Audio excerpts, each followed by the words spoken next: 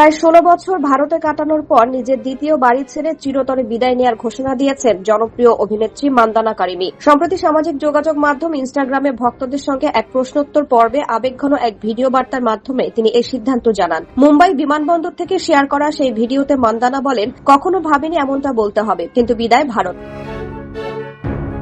দীর্ঘ ১৬ বছর পর নিজের দ্বিতীয় বাড়ি ছেড়ে এক নতুন শুরুর উদ্দেশ্যে পাড়ি জমাচ্ছেন তিনি। অভিনেত্রীর এই আকস্মিক প্রস্থানের পেছনে রয়েছে গভীর নিরাপত্তা শঙ্কা ও রাজনৈতিক কারণ। এর আগে এক সাক্ষাৎকারে তিনি জানিয়েছিলেন, ইরানে চলমান অস্থিরতা ও মানবাধিকার লঙ্ঘনের বিরুদ্ধে ভারতে বসে সরব হওয়ার কারণে তিনি দীর্ঘদিন ধরে নানা প্রতিকূলতার সম্মুখীন হচ্ছিলেন। বিশেষ করে ইরানের শাসকদের সমালোচনা এবং সাধারণ মানুষের অধিকার নিয়ে সোচ্চার হওয়ায় তাকে নিয়মিতভাবে প্রাণনাশের হুমকি পেতে হয়েছে।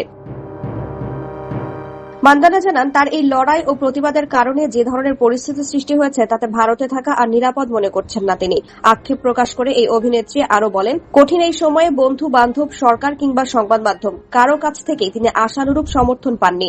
একসময় যা তার কাছে নিজের ঘর মনে হতো, সেখানে তিনি এখন নিজেকে আগন্তুক হিসেবে অনুভব করছেন। তবে কোনো সমর্থন না পেলেও নিজের দেশের মানুষের জন্য তার এই প্রতিবাদ চালিয়ে যাওয়ার ব্যাপারে তিনি অনড়। নেটফ্লিক্সের থার্ড সিনেমায় শেষবার পর্দায় দেখা যাওয়া এই অভিনেত্রী এখন এক অজানা গন্তব্যে নিজের জীবনের নতুন অধ্যায় শুরু করতে যাচ্ছেন।